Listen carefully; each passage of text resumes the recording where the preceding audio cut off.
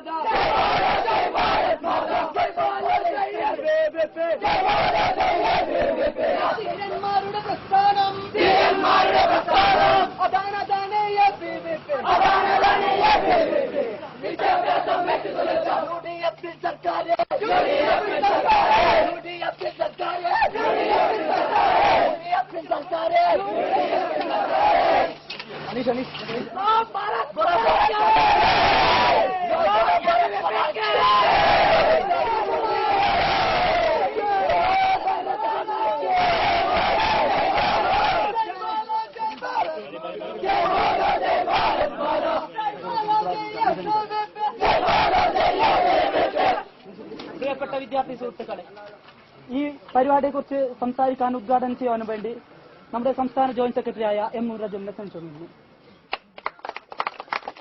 വിദ്യാർത്ഥി മേഖലയിലെ ഒട്ടനവധി ആനുകൂല്യങ്ങൾ അത് തടഞ്ഞു വെച്ചുകൊണ്ട് വിദ്യാർത്ഥികളെ ചൂഷണം ചെയ്യുന്നു.